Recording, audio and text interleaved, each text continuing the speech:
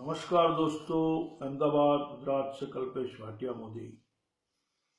Corona की vaccine के लिए जो सुई सिरिंज जिसको बोलते हैं वो भी मोदी जी चाइना से ले रहे हैं।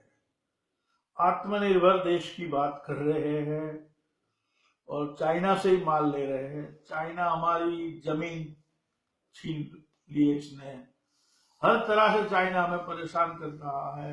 मोदी को क्या है, अब चाइना से ऐसे रिलेशन है तो फिर मोदी के पाकिस्तान से चुनावी रिलेशन जो होंगे कि चुनाव के पहले पाकिस्तान से क्या क्या हो रहा है पिछले इनके शासनों में, गुजरात के चुनाव में, उसको भी हमें देखना पड़ेगा कि इनकी राजनीति कितनी गंदी है। किसानों के लिए भी वो गलत बात करते हैं।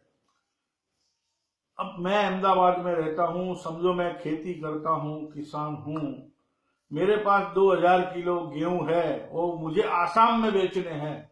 वो बोलते हैं ना देश में कहीं भी बेचो, तो 2000 किलो गेहूं का किराया कितना होगा, मुझे ऊपर से जेब से पैसा देना पड़ेगा। तो वो झूठी बातें करते हैं। वो खुद 8000 करोड़ के बोला जाता है कि 8000 करोड़ का हवाई जहाज उन्होंने अपने लिए मंगाया है। वो आदमी को किसानों की क्या परवाह होगी, दलितों की, मुसलमानों की, लघुमतियों की क्या परवाह होगी। कोई जिए या मरे, वो तो आराम से शासन करेंगे। और शासन में भी मैं एक बात कहता हूं, है तो सांसद और बाद में बनते हैं प्रधानमंत्री, तो इतने अधिकार नहीं है जितनी वो लहर कर रहे हैं। हमारे पैसे से वो हम शासन कर रहे हैं, हमारी कोई बात नहीं सुन रहे हैं। किसान के आंदोलन को 1 महीना होने आया, ऐसा कहीं हमारे संविधान में लिखा नहीं है कि ऐसा एक अहंकारी प्रधानमंत्री अगर आएगा तो वो किसी की नहीं सुनेगा। किसानों ने कहा बोला था कि हमारे लिए कुछ नए कानून बनाओ। देश में अच्छी बातें चलती है, पर इनको क्या है, अदानी अंबानी और दूसरे जो मित्र है जो इनके शौक पूरे करते हैं, उनको ये लोगों ने इनको सत्ता पे बिठाया है।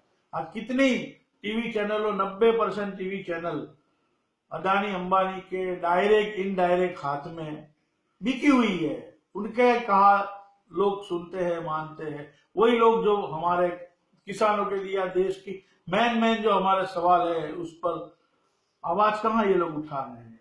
ये तो मोदी के गुण गा रहे हैं, सुबह से शाम आरती उतार रहे हैं।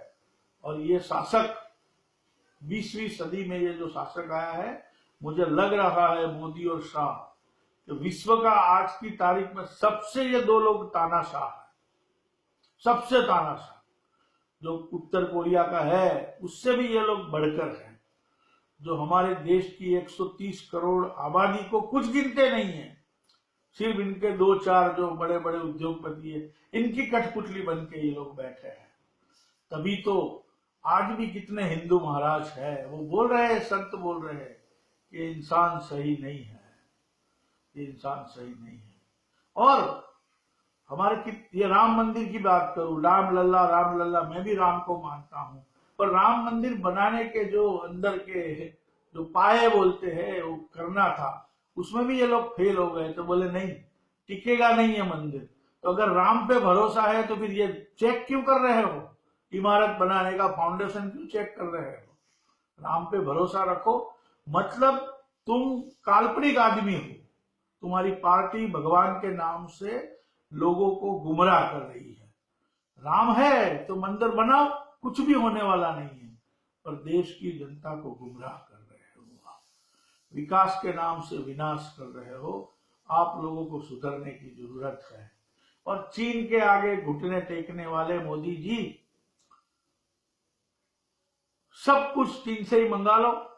किसानों को भी बर्बाद कर रहे हो, जवानों को भी बर्बाद कर रहे हो, युवाओं को भी बर्बाद कर रहे हो। आपको शासन पे रहने का कोई हक नहीं है मोदी जी। आप घर पे बैठिए, बार बार आपको कह रहे हैं, देश की जनता को परेशान ना करो।